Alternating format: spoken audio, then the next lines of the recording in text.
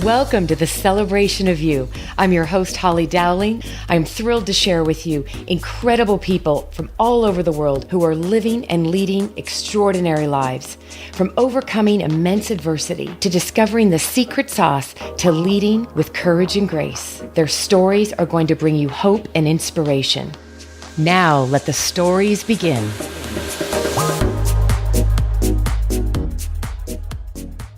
Oh my gosh, everybody. I am so excited for today's guest, and I just want to thank all of you around the world. We're now at over 90 countries listening to the Celebration of You. And the guest you're about to experience today, well, let's just say we go way back. And I mean way back, and you'll soon know because we're going to reminisce and go down a journey. And I am so excited to have a dear, dear friend of the past who is also a spiritual warrior out there now that I'm going to learn more about what she's doing. Leigh Koechner. Leigh, my love. Hi. Holly, hi. Hi, girlfriend. I'm so happy to be here. And wow, 90 countries. Congratulations. Thank you. And you know, when I say, this was all a God thing, it was a mission put on my heart and it just kind of happened. And of course, you're now on the show. And how spiritually aligned is that? Oh, I love it so much. Isn't that interesting from our paths starting in Kansas City and all the different twists and turns we have taken that we are kind of in the same space now. I know, in ways that we could never have imagined. So I almost feel like, so Leigh, the crazy thing is, typically I love to start with, what are you doing now? And then let's go to the story behind the story. But no, I think we should start at the beginning and lead up to what's happening now. I think that's kind of cool. I think that sounds fantastic. Okay. Well, then do we dare tell everybody that it started in junior high, right?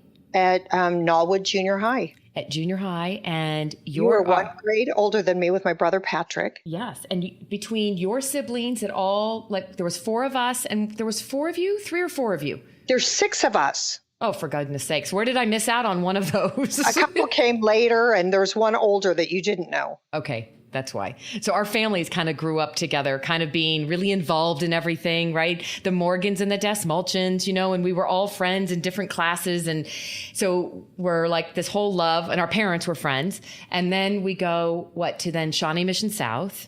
Yes. Right. Where I believe you were homecoming queen. You're so cute.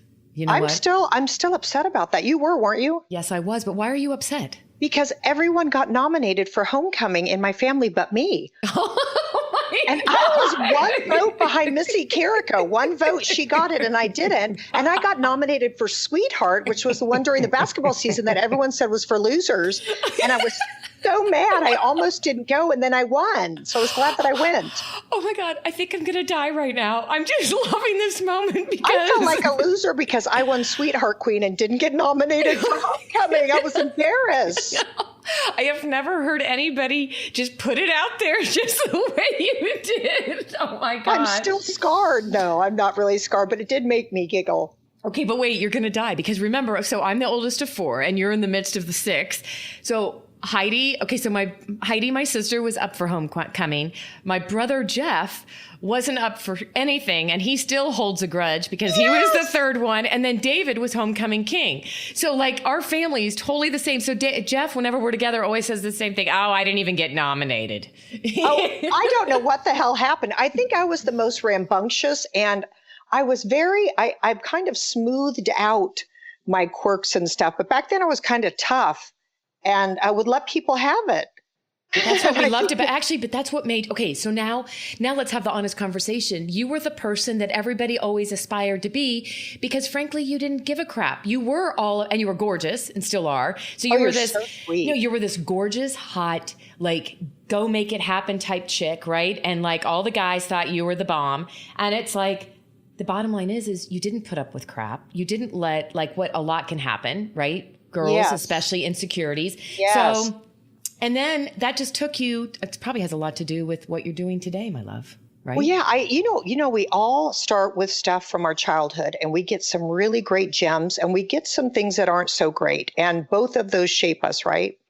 And in my family, my mother was mentally ill. I don't know if you know that about my mom. No, and she was See, my mother's an interesting girl because everyone outside of our home loved her.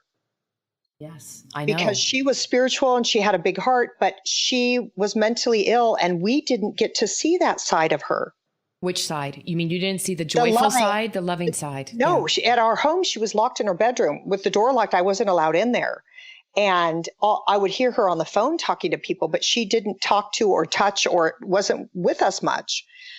And it really created this interesting dynamic for me because my story that I created when I was 7 years old was I'm not even good enough for my own mother to get out of bed.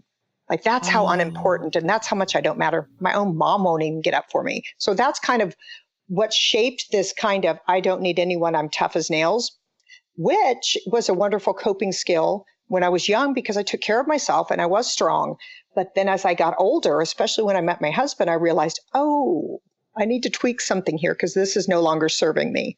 And okay, so let's go to that for a moment because it's so interesting, right? I want to go where you just said. I just want to pause though, because this is the first time I've ever had, other than I had my brother as a guest on the show and we talked about his battle with addiction and everything like that. I will say to you, I've never had anybody that we grew up together. We were both families, right? Really looked up to, right? With the siblings and the parents were like the cool and same behind closed doors, Leigh. I would never have known that. And what happened to us is my mother, being married to an alcoholic for so many years, was walking on eggshells. Yes. So we were raised, both of us, in such dysfunctional worlds, and yet we learned over time, however you did it, you've taken the time and become healthy and empowered, right? And not let that baggage and that generational stuff take you down. Yes. And empowered with love, empowered with the force of love. Before I was empowered with drive of surviving and thriving on my own. But now I'm tapped into, I'm never on my own and I'm powered by love. And it's such a smooth, with grace and ease I can live as opposed to fighting my way through. I love that. And, I see that in everything you're doing as I watch everything you've been doing. It's so fun to see people you've known your whole life, right? And to go watch them with their wings and make things happen. And you're so comfortable in your skin. And oh my God, there's so much I want to talk about. Because I want to talk about the parenting stuff you're doing, right? For every parent out there. Oh my gosh. Okay. So we go from living in this little facade that our two little families were obviously living in. And it's so interesting, I'm sorry, that you said that, Holly, because my dad was a surgeon, chief of staff, handsome guy. Everyone loved him. My mother was beautiful and connected with people in a deep way on the phone, or whenever they came around, she would come up for them. But inside our home, I was alone. And my dad had this rage, and back then spanking was okay, but he would beat the crap out of me with a belt when my mom would get him agitated because I bothered her or went in a room and woke her up to ask her a question. You know what I mean? So it was this weird thing that people were like, you have a big house. Everyone in my family was good looking. And I was like, everyone was good looking. Yeah. And it really looked like a beautiful picture. But I was so alone amongst all of these people in my home. And what's really scary about that is because the whole family looked the part, right? It's just like what we were living in behind closed doors. And yet everybody out there thought, oh, look at the Morgans. They're the awesome family, right? Nobody. And doesn't that, like, if there's something we could go on a mission for our whole life and help people understand, you never know what goes on behind closed doors. And everybody has a story. Everybody has right now a struggle. I know. Everybody. And that brings me joy is when I'm feeling messed up and I go somewhere and I look at someone, they look polished. I have to pause for a minute and go, they are me and I am them. We're all the same. We're walking each other home. We all are going through stuff. And the more we can be compassionate and gentle with ourselves, we can see that in other people, especially if they act crappy. I love that you just said that. And I have a saying that is coming to me. My eyes are closed as I'm listening to you, my love. And you don't have to be perfect to be priceless. And that took me years because then we both went on to college, same college. We were in the same sorority. We were both Pi Phis and, killing it at the Pi Phi house. We were pretty much running all over the place, going to all the crazy. I know. We were all the fraternity queens and all that. And yet living again, unbeknownst to each other in the same horrific facade, right? Because we have to keep up these images. Yeah. I feel like for me, a lot of the beginning of life was keeping up an image that everybody expected of me. And so for you, and knowing that your mother battled mental health, and that's generational, just like it is in our family. Right. So take me from college into like, God, we could spend hours, right? What was a turning point for you, Leigh, that you feel for you? I don't mean to brag, but I lived my unworthy story pretty damn awesome. Okay, tell me about when you say that. Wait, go for it. I ran fast and hard. And when you don't know who you are, and when you so desperately want love and you aren't even really sure what that means, and you have an empty, as a guy that wrote the book 5 Languages of Love, you have this tank that is supposed to be filled up with love, and it wasn't. So I was trying desperately to connect with people, but didn't really have. I was tough, and I ended up just getting drunk and making out with people. And when they liked me, I would just leave because I didn't want to. I had a wall up around me of being tough and acting like I don't care. And if they got too close and vulnerable, I didn't know what to do.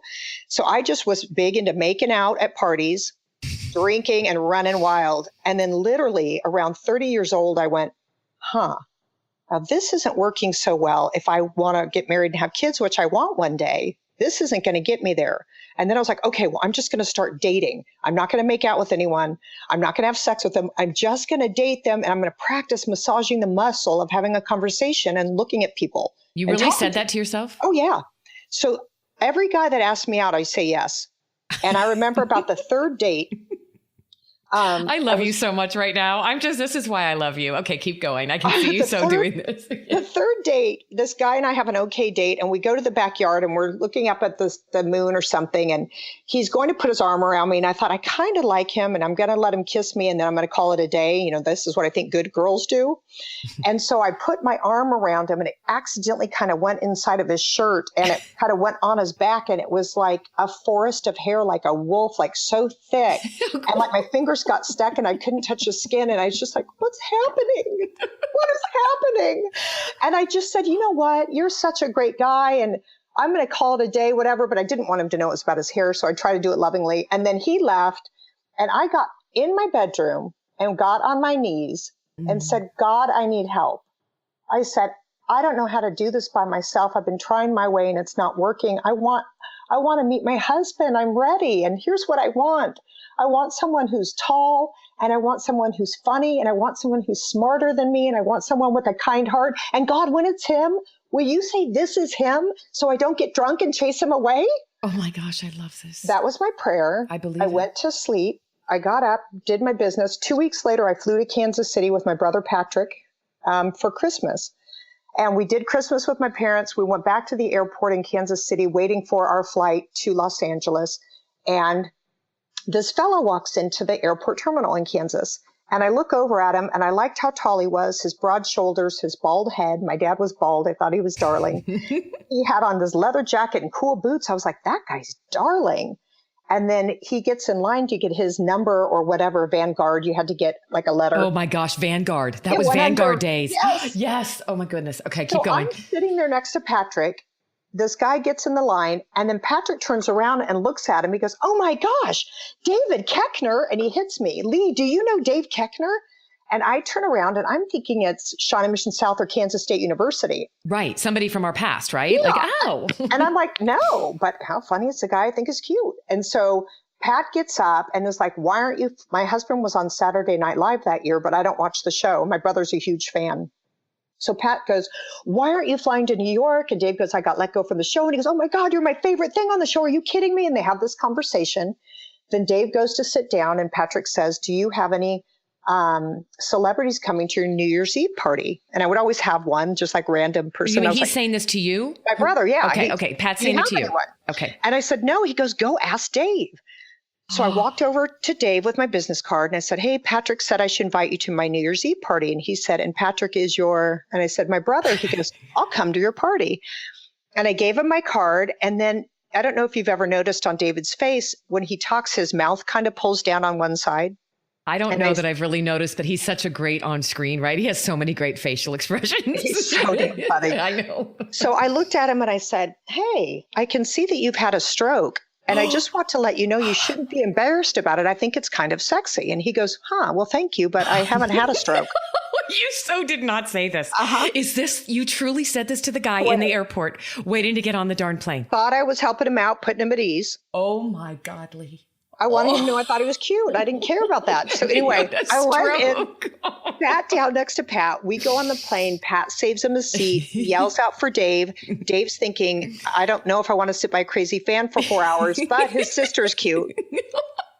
So then I'm on the window. Pat's in the middle. Dave's on the aisle. And then Dave kind of leans over Pat and says something to me. And I lean forward and look at him. And we start talking.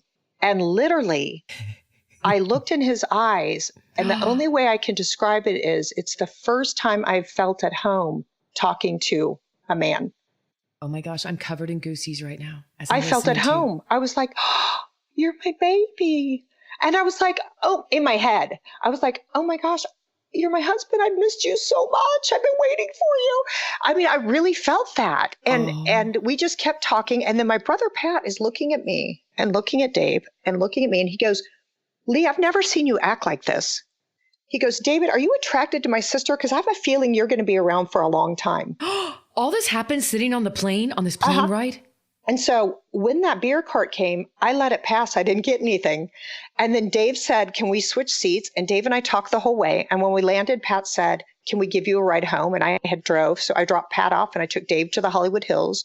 And we passed some restaurant. He goes, we should eat there sometime. I heard it's good. And I was like, we're going to. You're my husband. You're my husband and you don't even know it. No, yet. And so he dropped me off and kissed my hand or my forehead. And then the next day I went to work and I said, I met my husband last night on the airplane. They were like, what's his name? And I couldn't remember. So we just called him Airplane.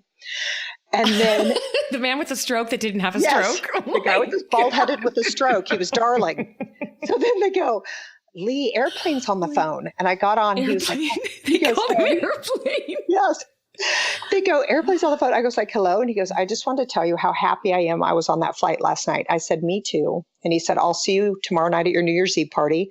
And he came and we've been together ever since, been married 20 years and 5 kids. What? That was from that moment on. Oh my gosh, Leigh, I've never heard this story the way you just told me. And I'm freaking out. If people don't ever doubt when you really release it to God, then trust and be ready for what's going to happen. And that's damn right. And right before I met Dave, I dated this cute guy named Rich Goldner. He was so cute and he ran KTLA Morning News. He was an executive producer, really handsome, kind of looked like Richard Gere. I mean, just darling guy. And he really liked me.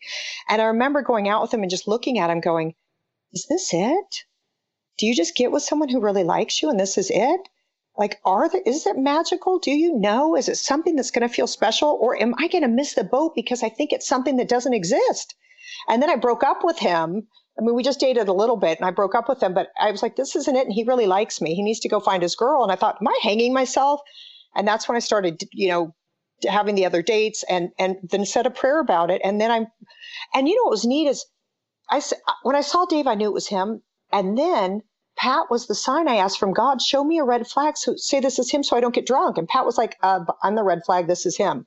He didn't even know about the prayer, but it was just verbatim what I asked for. And this is your brother, like of all people, that this moment happened 2 weeks after you got on your knees and made your prayer. And I'm going to say the prayer after the hairy back. I'm having a moment right now, the prayer after the hairy back. Yes. And then you're on a plane coming back from our hometown with your brother. You meet David and you looked at him in his eyes and knew. You said, I miss you so bad. Where have you been? I mean, in your mind, it's like, where have you been my whole life? Yes. I was like, you're finally here. I've been waiting for you. And then so 2 days later, he's at your house for your New Year's Eve party and that's it. He came to my New Year's Eve party and stayed till probably 4 a.m. And then I think at 6 a.m. we went out for breakfast and we've been together ever since. And and I'll have to tell you, that's when I began melting. I mean, I had created such a beautiful shield of armor around my heart to get me to that point, to get me to the point of meeting him. And then all of a sudden he was like, ting, ting, where are you? Ting, ting. And I was like, I don't know. Literally, I started getting drunk and picking fights with him. And he was like, what are you doing? And I go, I don't know. I don't know what to do. Because I had not seen a relationship model with my parents and I hadn't stopped long enough from running too fast and hard to be vulnerable.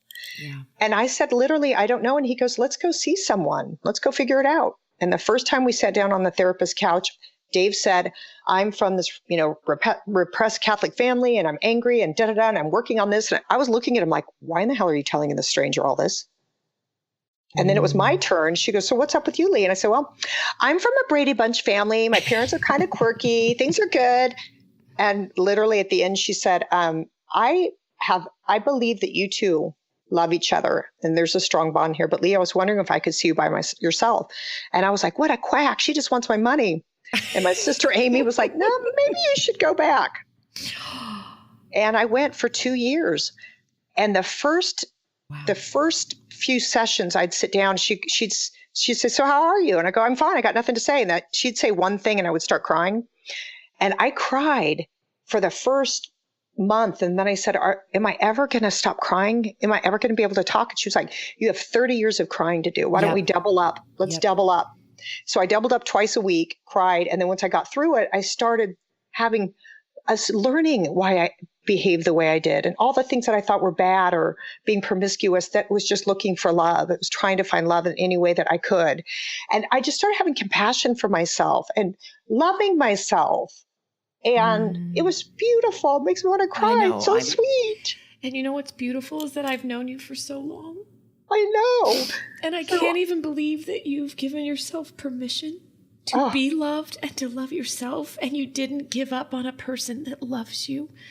And he stood by your side and wasn't going to let go of you. So you could it's like you pulled back the layers of the onion that have 100%. Been holding the beautiful Leigh inside. For God forbid the world would get to know who you really are. Oh, Holly, I didn't even know I was creative. I didn't know I liked color. I didn't know I liked makeup. I didn't know. I mean, seriously, when I melted this armor of this tomboy, tough-ass girl who didn't care about anything, I was like, I'm sensitive and I'm kind and I'm artistic and I'm all of these things that I never got to see because I was too busy.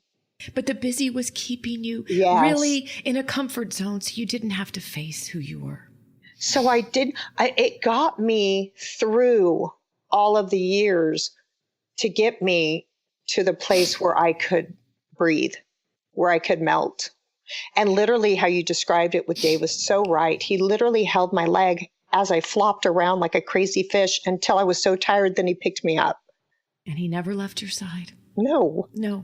He's your rock, and he loved you he saw in you what you hadn't even seen in yourself yet. Right. Oh my gosh. And now, oh my goodness. So, and I mean, in this moment, had you started having children yet? No, thank goodness. Okay. Well, no, I mean, really, right? It's like, okay, there's a blessing. So I started my melting before we had kids, but they came pretty quick because we got married. We got engaged 9 months after we met, married 9 months after that, and then we got pregnant right after our honeymoon and had a kid on our first year anniversary. Oh my God. You guys, everything is just kind of celebratory. Yeah. There's nothing under the radar. Next? Yeah, exactly. No. It's all just an explosion of everything. Oh, this is so we had our first kid, and then that started such an interesting process for me as well, because I really felt like a blank slate, not only as a loving wife, and learning what that was and what that looked like. But a parent, my mother was locked behind the door. So I didn't know how to mother. Yeah. So she didn't hold me when I cried. She didn't pick me up. She didn't come to my stuff. She didn't brush my hair. She didn't give me a bath. And I have this human being now where I was like this, Holly. And, my dad beat the crap out of me with a belt. And I was like this, oh my God, I'm out of bed and I'm not beating him. I'm doing good, winning. Oh my God. But how could you know any different? This is all you know. And then he'd lay there crying and I would go, oh, there's more. And so I'd sit next to him like, what's wrong with you? Trying to figure it out or read the baby books. And then I had to pick him up to hold him, to feel that and to realize this is what you do. I was self-teaching on my kids. And this is why you're so passionate about parenting now, isn't it? You're on a big journey. This is a mission for you, isn't it? The parenting. It's so funny. The parenting thing, it's so funny you say that because I thought it was, but what I realize it is it's a part of my story and it's a part of what I can teach from what I've learned. And what it's all boils down to is really loving yourself and having self-worth and self-love. And from that, miraculous things can happen. And the way you can choose to love your children in a way you Well, never imagined. 100%. Right? And I'm using them, like that word, I'm using my children. Wait, I love the way that just fell out of your mouth. By the way, I'm we're back to using the them. lovey moment, but hold on a second. That crap just fell right out. But I'm using them. And I realized this when one of my kids was crying when they were little. And it was my first girl, Margot, and I picked her up and was holding her. And I thought, wow, she knows what it feels like to be held when you're crying. And literally, I went to inside my mind and pictured myself at that age. And I rocked her. And I used my child's body to hold myself and give myself that love that I didn't get. And I literally got to heal that thought because I'm able to do it for myself now. And I used my child's body as a dummy as I was comforting her to be me. And I thought, oh, wait a second, I can love myself back to full health. I can parent myself back to full, being whole and shedding the stories of lack or not having what I was supposed to. How did you figure that one out, though, Leigh? Like in that moment, was that a God moment, do you think? Just a spiritual? Because you weren't given that technique from the counselor or the therapist, right? So, good question. I had gone, and I was starting to share this with you earlier, and I can segue to this as well, is that when I was trying to work and pitching shows, I ended up getting directed to a school where I got my master's in spiritual psychology. And at that school, they talked about it. And so I remembered and actually started applying some of the things that I learned from school to myself, as opposed to just lip service to other people, living it. Yeah, living it. Okay, wait. Yeah. Okay, so this is powerful stuff, though, because in some ways, your journey of being in this world, all of this had to happen for you to have the spiritual awareness and realization you've come to. And even like somebody like us with the dysfunctional parenting and all this stuff. And everybody, I always say there's no blame because I believe it's very generational. Like they right? They did what they saw and the best they knew. And I'm thinking and feeling like there's a huge propensity right now, girlfriend, that people like us are owning parenting. We're not taking assumptions from the hallways in the bedrooms of how we were raised to bestowing the same flippin' crap or only this is all I know, so that's all I'm going to do. No, we're breaking a lot of that. And it means like what you did. You broke down, peeled back the layers of the onion, and now you've totally reinvented what parenting can look like and feel like. And it started, but don't want anybody to miss this, Leigh. This all started because you figured out how to love yourself. 100%.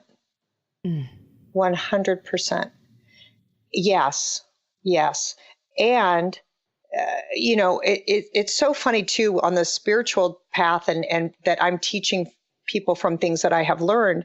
And I'm so in gratitude for my mother because she did her job so perfectly with me to set me up to heal and to have these stories of letting other people know you're not alone. Yeah. No matter what is going on, you can't be alone. It's just in your body. You're connected to God or to life force or to energy or to source. It's like, it's just a part of who you are, no matter what shows up. And my mother did her job of neglecting me so perfectly that I'm on the path I am today with so much to share because of her. And I love that. Okay, do you see what you're able to do? Oh, please, please, please. I don't want anybody to miss this. You're able to see the gift in the midst of what could be a devastating crisis. Yeah. And right. And instead of choosing to live, I live by this mantra, Leigh, but I choose to not live in woe is me. It's wow is me. Yes. And you have chosen to look at that as I'm not going to harbor resentment. I'm not going to be an angry person. I'm going to, the way you just said, my mother did it so perfectly. Neglect at such a perfect place that now you're on a journey that you can give and be so much more. So I love that you can flip it. And I hope people understand that. And it's not by, you haven't sat around and blamed the world, right? You've taken accountability and responsibility. Yes. And remembering that every single person, no matter how great their parents were, they were raised by a human. And we are flawed creatures with big hearts. Yeah. Flawed. I love the word flawed. But, remember, we are flawed, but with a lot of beautiful feathers. Yes.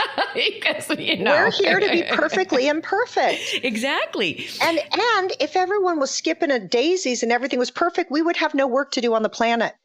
You're exactly right. And we wouldn't have the work to do to help others understand how to heal and grow. Yeah. And that is why this whole show, and I said to you, I want so bad to celebrate you. I don't even know what the journey has been like because we haven't talked for so long, but we keep getting reconnected in all these most unbelievable synchronistic moments, right? So so I don't want to miss though, because I didn't let you finish telling me this because we were talking before we started the interview and I said, I'm covered in goosebumps. I need to hear this. And I just want to put it on the interview. So take us back to the period in your life when you were going to pitch a show to Bravo. Tell us a little bit more about that and what that ended up, what happened for you.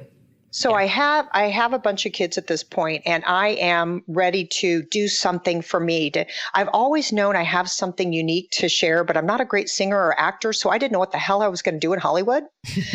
And I remember I pitched this show to Bravo. It was called Absolute Leigh, and it was about an actor's wife in Hollywood trying to do anything to make it. And this guy came up with the idea with me. We shot a scissor reel. It was really funny, and we took it, and Bravo went to the first group of people. They liked it. The second group, it was going to the head guy to give a green light on it or not. And I remember being at home and I panicked and I thought, this show does not represent who I am. This does not represent my heart. This is not what I want to be known for. And when he passed on the show and didn't buy it, I was so relieved. And I said, I will no longer do anything until I know who I am and why I'm on the planet. I'm not pitching another show. I'm not writing another thing until I know what the hell I'm doing here. And 2 weeks later, out of the blue, which I think is always dropped directly from God, I got a Facebook message from a girl that knew my little sister from K-State. And she said, I'm a life coach and I pick someone every year to give a 2-hour free session to who's inspiring. And you're inspiring. Can I give you a free session? And I was like, hell yes. You're like, I don't even know you, but pick me. I don't know you, but I'm in. And so I was driving to the session with her and I thought, what is this blonde actress, bombshell, beauty queen, single woman going to tell me, stay-at-home mother of 5? Like, I don't get this, but whatever, I'll go. So she started by saying, can I bring in the light? And she said the most beautiful prayer. And I said, what in the hell did you just say? Because you're speaking the language of my soul times 1,000. Did you just pull that out of your ass? And she was like, no. I went to the University of Santa Monica and got my degree in spiritual psychology. I go, oh, okay, so you're trained in it. All right, go on, carry on. So then she starts talking, what do you want? And I said, I want a television show. I want a television show where I can spread love. And I want it to be kind of like that Iyanla Van Zant lady, but not so in your face, more with laughter and crying, not in your face and crying. And she goes, how funny. She graduated from our program at the University of Santa Monica. I go, oh, that's weird. So then at the end of the session, I could feel my body that she wanted to get me as a client, but it wasn't resonating with me. And I said, God, if you want me to work with her, remove this block and I'll do it, but I'm not feeling it. Then at the very end, she said, I brought you here to be a client, but I think really you're supposed to go to the University of Santa Monica. And my body lit up. I didn't even know what the hell it was. I called them right after. They were doing a makeup class on Friday. If I could have everything in with my diploma and rec letters and everything in 3 days, they could see if I could get accepted. I got everything turned in, got accepted, and I started that Friday. And it was a 2-year program, and I found out who I am and why I'm on the planet, and I was ready to move forward in a powerful way. Oh, and so what did you graduate with? Tell us exactly what you have now. So it's a master's degree in spiritual psychology. And some women are already psychologists and enhancing their practice with spirituality. Some people become life coaches. Some people, I led workshops and I do some life coaching and I speak a little bit and I'm writing a book. So I'm just doing kind of things that I enjoy. But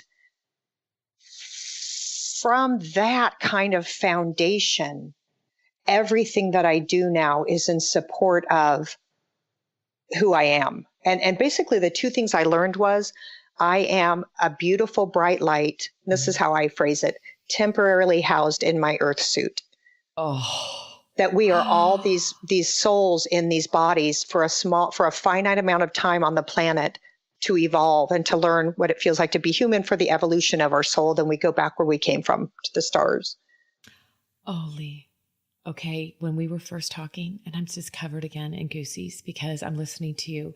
And when I said to you, oh my goodness, you are not going to believe this, to see this entire transformation of the person I knew you to be, who you are today, the beauty of this journey and what you just shared. So about a year and a half ago, and I love what I do. I'm very blessed to get to do what I do. And, we all work hard to get to do what we do. But I'm always saying, when people say, what are you? I don't call myself a speaker. I don't call myself a motivational speaker. I don't believe in that. It's inspiration. All of those philosophies. I always use the word, I'm a messenger. I'm a messenger of hope and inspiration. And about a year and a half ago, girlfriend, I hit a place in my business where I'm like, I need to pause and I want to recalibrate how I am using my soul at its highest calling, because I keep feeling this pull that's so extreme. And my spiritual side is the most important side of me. My husband knows that, right? Like everybody that knows me really well knows that that is it. And yet, Leigh, I keep getting this huge nudge. So about a year ago, all of a sudden, I just had this thing come through me and I'm like, I'm on a spiritual quest and it's called Blessed. And I have no idea what's supposed to come of that. I have no idea what this means. All I know is there's no coincidence that we have been reunited and the spirit has pulled us together, because it's so incredible. And people, Leigh, are hungry. You are now a gift and a messenger, and you had to go through all the crap that you've been through to be able, because don't you agree? I don't want to hear somebody give me advice or tell me how to get through something if they haven't walked in my shoes. Well, right? What's so interesting is people who are a doctor or an author are the ones who we believe to be the greatest teachers or the most qualified to speak or to lead something. But what a lot of doctors have done is memorize other people's works in school, and now they put it into practice. I do not think there's anything more powerful than learning from experience and using that to teach. Oh, I can only imagine. Okay, so I want to know right now, look at me, I'm totally going, it's like we're just sitting on the couch or having coffee or wine, whatever we want. I have to say, what can I do to support you? Because I have always loved you. I am in awe of what you're doing right now. And I want the world to get to experience more of this, because honestly, Leigh, I'm seeing this in the corporate leadership world. People are hungry for human. I always say we're emotionally now malnourished right now in this society. Yes. And people, we're talking about spirituality more than ever, like mindfulness, right? Yeah. Well-being. I'm seeing it in the corporate arena more than ever. So what can I do to help you? What do you want to be doing in the next 6 to 12 months? Where is your soul going to be used at its highest calling? I want all the listeners to know how to get in touch with you.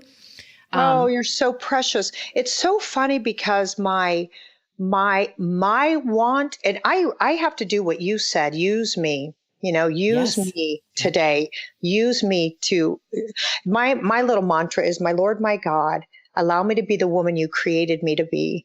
Use me to be of service and let me do it all on the foundation of love. And in my mind, I want to write my book. I want to be out speaking and sharing the glorious love that I've learned about and how to tap into it. And I want to have a show. So those are all things I want. But I think my first thing is I need to find a partner, like a manager or a publisher or an agent, to help get my stuff out, if that makes sense. Even though I'm just doing it anyway. I do my 33-day programs, which I'm doing right now on Facebook Live. And you do have it happening. And I'm going to tell you something. Okay, so I'm going to flip this on its head. All right, for whatever it's worth. And I want you just to put it out there when you go meditate and pray and just release this, because about a couple years ago, I got so caught up in thinking that it's time. I probably need to get an agent, a speakers bureau, right? Like all this, I kept shooting on myself. And I always tell people to stop shooting on themselves. And that's SHOULD, right? You have been anointed. You have been already given a gift and an opportunity to be this messenger. I think you need to keep following. Don't allow yourself to think you need to should on all yourself with like you need an agent and all this. I think it's going to happen without you even trying right now. Oh, it's so beautiful. I do, babe. It really is. What? So it's such a I mean, this is a gift to me because it's such a great reminder. The simplicity of doing what you love and I'm doing and I remember you, and it's just funny too that I just blurted out when you asked me all of my old things I used to say. But the truth is, I came to the thing is I don't need a show. I'm living my show. Yeah. I'm living my show, and I'm touching the people that need to be touched, and I'm receiving from the people that are teaching me, and I'm in it. And all of messy life, I'm all in. And That's what's making you so powerful. You're living it and real living it, right? You're not like a lot of people and no offense against actors, your husband, my brother and everything, but like in the speaking world, I share the stage with a lot of people that aren't authentic. They're very different behind closed doors than they are on the front. And that is one thing I don't have a tolerance for. And you are doing and living the messiness and the glory of it. And that is what people need more than ever. So just keep living it. Keep sharing, right? You're doing your Facebook Live. You're on this. We're going to share you with the world. I'll just keep my head spinning more and more. And I will say on my little Facebook Live things, but I'll get a topic, and for 33 days straight, every day at 1 p.m. Pacific Standard Time, I come on and talk about something on the topic for 33 days straight. And the reason for that is it's my favorite number. I know I was going to ask why that. Okay. It's my favorite number. It's the age that Jesus died. And I really liked how he walked on the planet with compassion. I really liked how kind he was to everyone. And it was also the age I almost died having my first kid, and I was bleeding out, and they removed my uterus. I did not know this. Yes. Okay. And then I had embryos and grew my rest of my children in surrogates. I did not know that. Yeah. So before we sideline to surrogacy. Yeah, I know. I'm like, oh, wait, hold on a second. You just dropped that one out there. So I, the 33, they say if you do something for 30 days, it starts to open new neural pathways in your brain. If you do it over 30 days, those pathways solidify. So everything that I do is over 30 days. So we can solidify the new neural pathways and rewire our brains to happiness and to love. That's the name of your book, isn't it? 33?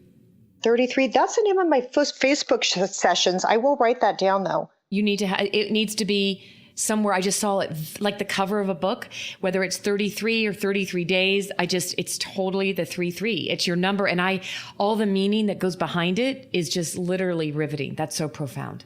Oh, thank you, baby. So yeah, I do like the reminder to stay and do what you know, give of yourself freely and fully.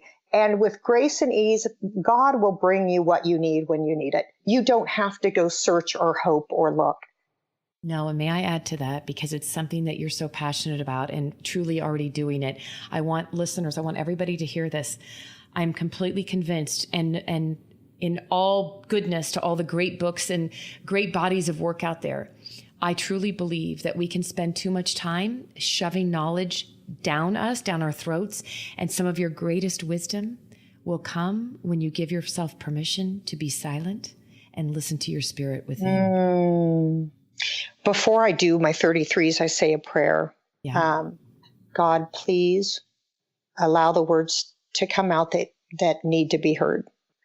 And then I'll start it. And sometimes I say things that I'm like, oh, I love that. Oh my gosh, I got to write that down. And then I think, oh wait, I'll go back and listen to the recording because it's nothing I've said before.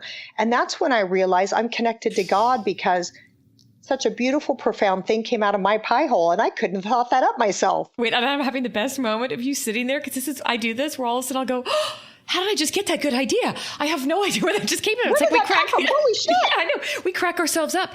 That's because you're allowing yourself to let the spirit flow through you. Yeah. And I guarantee you, if every human being, it doesn't matter your gender, your age, the language you speak, where you live in this world, we were all put on this earth with gifts and a spirit within us.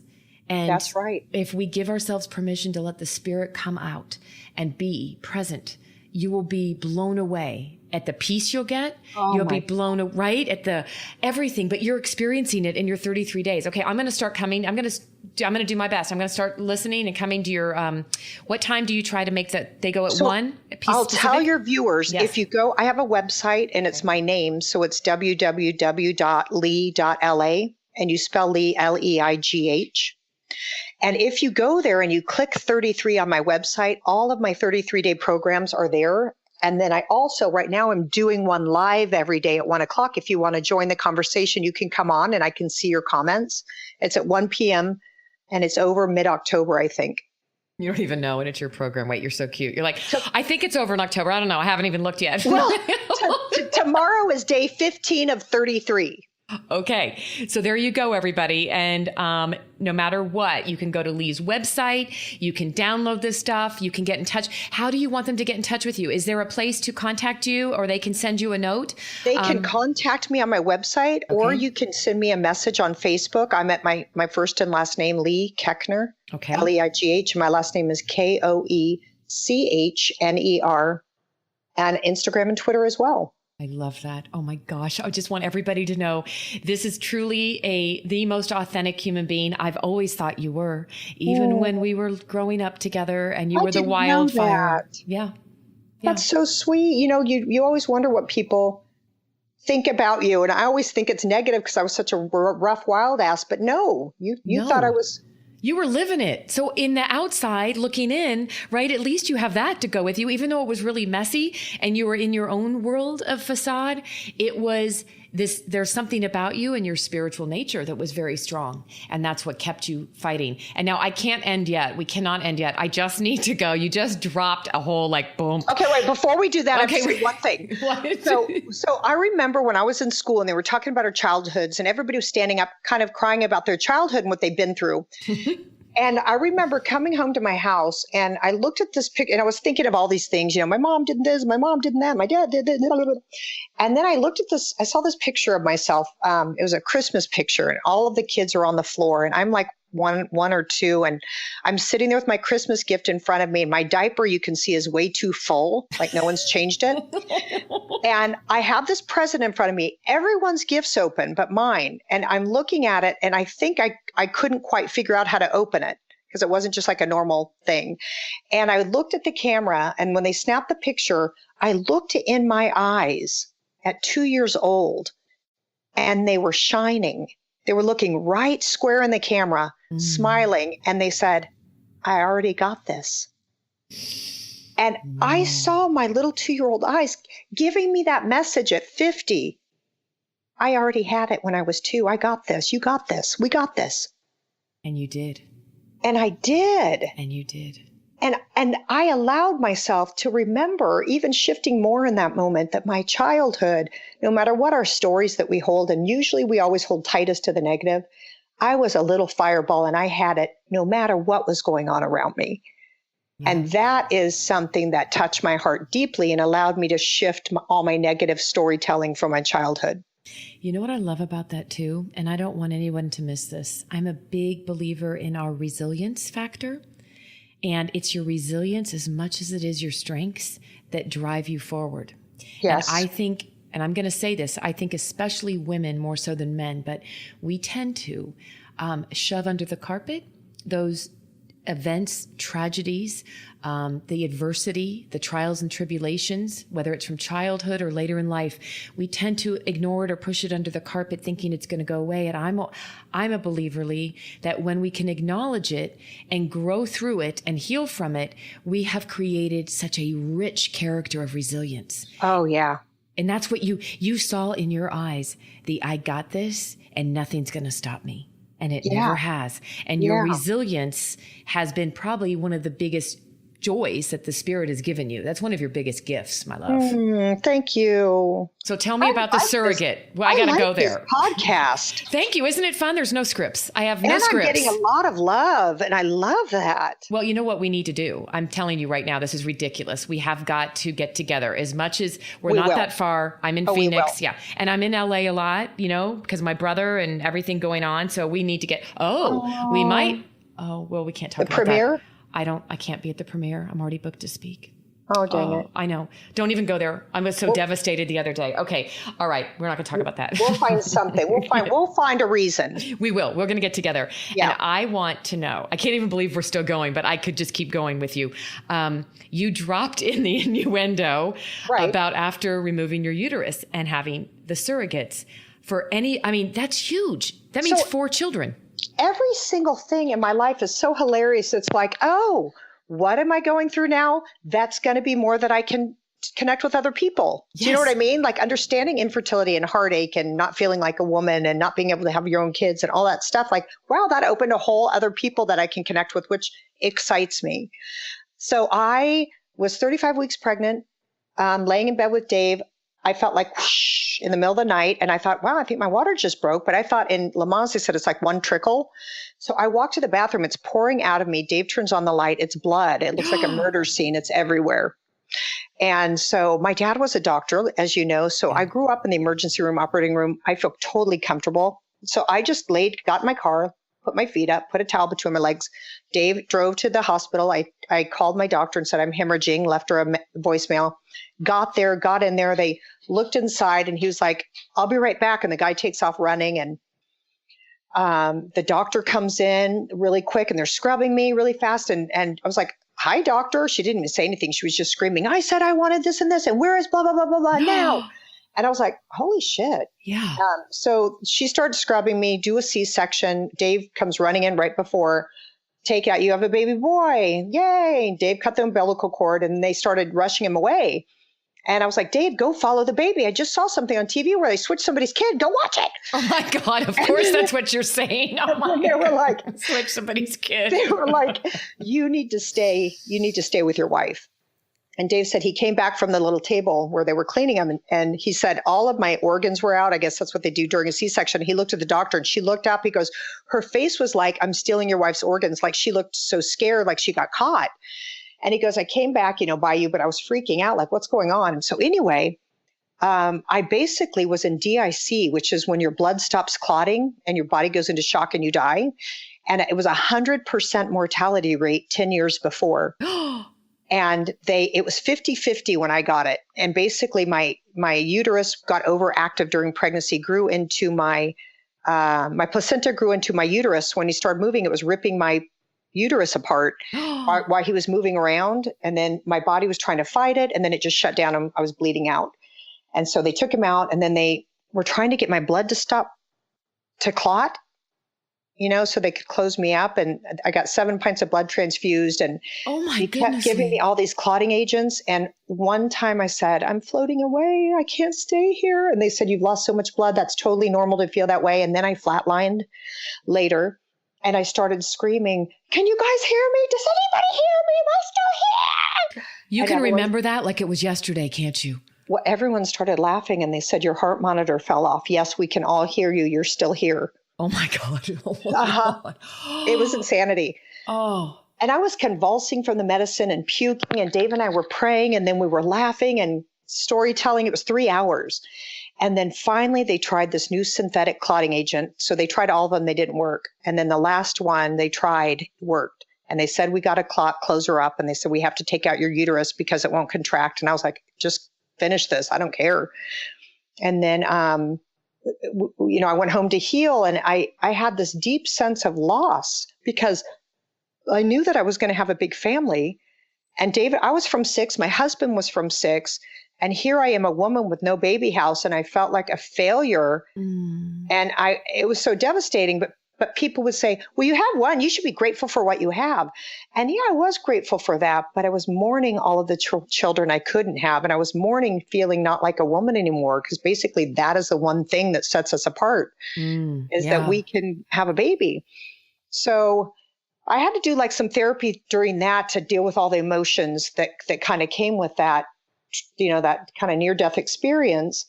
And then we decided to adopt and we were looking into adoption. And then our doctor said, well, I left your ovaries. You can create embryos and incubate them in someone else's body. And back then only Joan London had done it. And Dave was an out-of-work actor. I love all these little by the way category as I'm telling you this journey. Yes. So then Dave's like, I said, I kind of like to try to do the Joan London way. So we made embryos one time and we made like 14 embryos. We put 3 fresh embryos into a surrogate and got pregnant with one, with my daughter, Margot, who's 16. Wow. And then we froze 4 and 4. And Dave said, we got a boy and a girl. We're done. And I was like, no, we still have 8 frozen left. And he's like, so what? We're done. So then a few years later, I said, honey, I would really like to try it one more time. And he goes, okay, we'll do it one more time and that's it. So we thought out 4, 3 survived, put 3 into a new surrogate and had twins. You have a boy twins? and a girl. I didn't realize you have twins. Okay. Yeah. A boy and a girl. So he goes, okay, we got 2 boys, 2 girls, we're done. And I was like, no, we still have 4 frozen. He's like, would you please stop it? Because mind you, we took out a second mortgage both times to do it. Because it costs that much? It costs that much and you have to have cash. And then by the time we paid it off, after a couple of years, I'd be like, I think I'm ready to try again. He's like, you're killing me. God, I can't even believe this. This is like unbelievable. This is movie worthy. All right. So then he said, I said, we have 4 left. And he said, honey, and I was 45. So I said, David, if we're going to do it, we have to do it now. If we're not, I need to start preparing my heart and mind because I feel like we have to do these last 4. And so he said, if I get a series and if I get a pilot and it goes to series, we can do it again because it's so much money. But other than that, no, we got 4 kids in private school. So I said, okay. So he's up for 2 series for ABC. I knew he was going to get a bidding war. He'd get it, blah, blah, blah. He gets the phone call and he looks at me and shakes his head no. And he goes, I'm sorry, baby, I didn't get either show. And I went into my closet and cried. And then I said a prayer. I said, God, let me be grateful for what I already have. And please let go of this idea that I need to relieve this from my heart, that I need to do these last 4. And then I came out of the closet and Dave was like, are you okay? And I said, I'm going to be okay. And then 2 days later, we left for my birthday, a couple's getaway. I like to do little retreats with him to keep it fresh. So we did a couple's getaway for my birthday. We came back. He had a little surprise party with my sister, brother, margaritas, my kids, and my surrogate showed up, the one that wanted to do it again. And I was so mad that he invited her on my birthday. I had to tell her we couldn't do it on my freaking birthday. Ooh. So anyway, she hands me some piece of paper and I could see it was like chicken scratch writing. So I just dropped it and said, I'll read it later. And Dave goes, you should probably read that. That was kind of rude. But I felt like her son made me a card. So I opened it up and it said, happy birthday. Congratulations. Dave said yes. Oh my gosh. So Dave had gone to her to tell you on your birthday. That was my birthday present. Oh my God. I'm covered in goosies again. Oh my God, Leigh. And I just started crying because I was trying so hard to grapple with this idea that I had to go through all my embryos and I was so heartbroken. So we thought out the final 4, frozen for 10 years. They can keep them frozen for 10 years? 10 years. Wow. 1 survived the thaw. We put that 1 in and we got pregnant. And that is Eve, and she's 7 years old. Oh, and she's just as beautiful and a miracle as them all, as all of them, isn't she? No, she's more so. Is she? And I don't want to say she's my favorite, but no. No, God, well, let's not say it to the world yet. When she was in the first trimester, the doctor said something's wrong with her. And they sent us to an infectious disease doctor. And they said, your daughter has parvo. So she got from my surrogate this thing that you're not supposed to get in your first trimester. My surrogate got it, transferred to my baby. Usually what happens is they get sick, but they recover, or they get a blood transfusion in utero. But the doctor said, that's the least of your worries. You need to go see a heart doctor. So we took the surrogate and to the heart doctor, and my baby had a hole in her heart and fluid around her heart. They said she's going to have open heart surgery at 3 days old or 3 months old. We don't know yet. That's the least of your worries. You need to go to a skeletal specialist. So we went to the skeletal specialist, like #1 gal in the country. And she said, you have a small child. Your baby's bones are not even measuring on the charts, and her brain has stopped growing. So they can tell by the circumference of the head how big the brain is, and hers wasn't even measuring. So they said she won't even have the mentality of a 1-day-old. So she said she has 8 markers for a neurological disorder. I would suggest termination. Now, mind you, the whole damn reason I couldn't throw away those embryos is because I had this thing from my childhood that I had to go through the embryos from this Catholic stuff, that it was murder and all this kind of stuff in my head. So here the doctor's telling me you need to terminate this pregnancy. That's the most generous, kindest thing you could do. Otherwise, she's going to come. She won't know you can't comfort her. You're going to have to move her legs 6 days a week, or she'll get atrophied. All your finances are going to go. You're not going to be able to spend money or see your other kids you have, all this stuff, right? How far along was the baby at this point? Just about the point where you can't terminate. I don't know what that is. Like how many months? I don't either. Okay. I'm so bad with remembering specifics like that. Okay, yeah. I'm going to just make it up that it's 18. I don't really know. Okay. Keep going. I just totally made that up. So they're saying you need to terminate. My husband was out of town shooting a movie. he flew in. I got my minister over here. I told him the deal. And the minister said, God is going to welcome that little girl today or in 50 years out of a wheelchair, Leigh. God will welcome your baby, and God knows your heart. Basically saying, I support the termination if that's what you're choosing. And I thought he was going to tell me no. Yeah, So that's kind of very oxymoron to what you would have expected. Yeah, yeah. totally. And then I had this babysitter who was married to Jesus, she always said. And I said, Lolly, my baby's severely handicapped and they're telling me to terminate. And she said, oh, Leigh, don't make her suffer. Let her go to God now. I was like, what? Everybody's telling you to do this, right? Yes. So literally we went to our surrogate and said, we want to have a conversation about what they're saying about termination. We want to talk about it. And she said, no, absolutely not. And if you ever bring it up again, I'll get an attorney that you're harassing me. Now, I have to tell you why she could say that. Yeah, why? This is totally mind-boggling right now. So 4 years before, I chose her from the surrogacy agency because she was the only person there that wouldn't terminate under any situation. And that's how I felt. So I hired her. So when it came to the contract, my attorney said, you have to put in your contract, you have the final say. I said, no.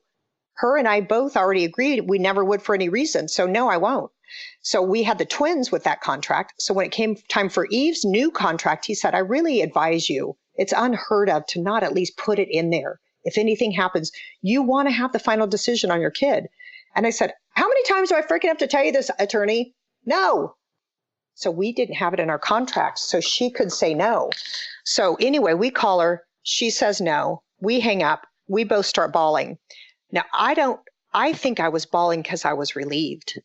Relieved that you weren't going to listen to everybody tell you to terminate, right? You knew you wanted to have this baby in this world. I just started bawling. Dave starts bawling, and I said, she's going to have the most bedazzled wheelchair out of any kid I've ever seen, and it's going to be right over there. And then Dave was like, her name's Eve. And I said, Eve? That's never been on any of our baby lists. What are you talking about? And he goes, Eve is the first from God. This is our first. This is our first. And I go, okay, Eve's wheelchair will be right over there. And so we decided not to terminate. And I think 3 weeks later, we went to the doctor and she said, she didn't talk and she did not like to be spoken to when she was looking at the baby. So you just wait silently. After 20 minutes, she goes, oh my God. And I said, what? Did her arm fall off? Now, Eve had one arm twisted up, mangled upside behind her. One arm was backwards. And I said, what? Did her arm fall off? Like, to me, there's so much wrong with her. What could be, oh my God? Right. And she said, no, there's been a miraculous turnaround. And I said, oh I had my armor on, right, preparing for this child. So I said, I don't know what that means. Does miraculous mean a miracle? And she said, yeah, your baby's brain is at 2%. And her bones are measuring 1 week behind. And I said, I can't hear you. I couldn't hear her. You couldn't, or you wanted to hear it again? I could not hear what she was saying. It didn't even tink my armor because I had been through such mourning of my child in preparation for what was coming. Yeah. So I was prepping for this. And so she said that. I said, I'm sorry, that doesn't mean anything to me. She said, come back in 3 weeks.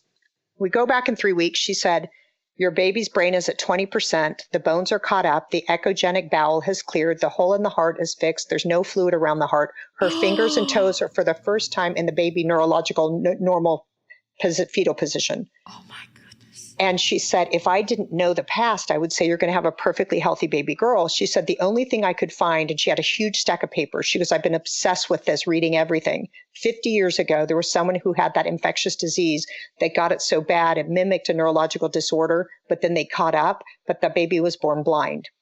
And I said, that's not what happened to my child, and she will not be born blind. And I said, God, if you give me a healthy baby, I will proclaim her a modern day miracle. And so when Eve was born and she came out completely healthy, I took her to church, with that minister, and he introduced us, and we're so happy she's here. And I said, could I stand up and say something? He said, yes. And I said, this is Eve, and she is a modern day miracle. Oh my God. And everyone was like frightened. And I was like, I didn't know it was going to come out like Moses. But I said for the first 2 years of her life, this is Eve. She's a modern day miracle. And then like the second year of her life, I was like, this is Eve. She's a modern day miracle. And then I was like, God, how long did I say I would say this? So now I just know it in my heart. But really, she is a miracle. Oh my goodness. I am crying from joy. I am crying from... I can't even. I had no idea you've been through all this. Oh my gracious. God is using you in ways that we can't even imagine. Oh, Holly. Oh my gosh, girlfriend. I can't wait to meet Eve. Oh, I can't wait to meet ever. I can't wait to meet all the kids. I just can't wait to meet Eve. Can you please send me a picture of her? Yes. I see your pictures of the whole family, but I want a picture of her. Oh, yeah. Yeah, I will. She's something else. Oh. And I tell her, I say, Eve, God has big plans for you, baby girl. Keep your mind and heart open to the clues because you're here to do something big. Oh, you know it. And the rest of them, I'm like, you guys, not so much. No, I'm kidding. No, I know. You're like, you're all miracles, but this one is a modern day miracle. Oh, God, I just had the best visual of you, like Moses standing up at the pulpit, holding the baby up, screaming. It's Eve. And then he looked at me and I shrugged my shoulders like, I don't know where that came from. I'm so sorry. I'm so sorry. I had a burst in church. I can't even believe I could just stay with, I can't wait to see you. I can't even believe we've been on for over an hour. Oh my gracious. Promise me you'll come to my home. I promise. And see my children and hug me. I promise. I'm not coming back to LA without letting you know. I will come see you. We're going to hang out. I just want time with you. And then we'll relish and still, I'll never forget, but when we wrap this up, I have to tell you, I'll still never forget my brother calling me or texting me going, what the heck? I'm at, like, you guys were at some event in Hollywood. I don't know if it was a premiere. Was it a premiere? Yes. Yeah. And he goes, I'm at a premiere in Hollywood. And he goes, and I hear this woman screaming, walking over, going, David Dasmulchin, are you related to Holly? He goes, she had no clue who I was. It was all like, oh, did your sister go to Shawnee Mission South? Yes. He will never let me live that one down. He goes, I'm the one at the premiere. I'm the actor. And she's saying, oh, are you related to Holly? Yes. Well, Holly, if I could just say to you that you have always been so warm and so welcoming and so bigger than life. And literally, I sucking people in that need you. I could just see you taking people in as we were growing up and allowing people to feel good, showing them how to feel good by your just pure love and joy. Thank you. You know what? Absolutely. That means so much to me because I used to not understand. This is something I don't know that I've ever even talked to anybody about except maybe my siblings, but I never understood. I never felt like, I always felt like a loner because I never was into cliques. There was always those little groups, right? And I was friends with a lot of different people that were in a lot of different groups, but I always felt like I was very different, right? Like I'm always like, what's wrong with me? I just don't want to be with just that group or these people, and I don't feel like I was missing out. You know that yes. thing people say, the FMO, fear of missing out. Like I never feared I was missing out, but I always wondered, am I okay, God, right? Like, is this normal? But thank you. I just want you to know how much that means to me because I always used to think, what about the person that nobody was talking to, right? Yes. And yes. So I love you dearly. I cannot wait to get us to spend time together. And oh, by the way, I forgot we're on a show and this is a show. So for listeners, you just got to hear two friends, lifetime friends catch up. And this is going to be a live show, but I almost forgot it was because I was so immersed in what we were doing. I know. It's like, great to talk to you. Bye. Exactly. It's like, can't wait to catch up again. I'll see you in LA soon. And hi. And to her listeners, I just want to say, I send you so much light and love and sprinkle blessings all around you today. Oh, thank you, my love. And I'll see you. I can't wait to meet your hubby, your kids, and we'll all be together soon. It will be sooner than we realize. So there we go. Yes. I love you. Thank you. I love you more. Bye, darling. Bye, darling. Bye. Thank you for joining me for another awesome celebration of you. If you were inspired by this story, please share it with your family and friends and hashtag Your Story Matters. I'd love to hear from you, so please leave a comment on iTunes. And absolutely, please come to my website, hollydowling.com. Leave a comment there too, and while you're there, pick up your free gift. Most importantly though, just remember that your life is a gift from God. What you do with it is your gift back.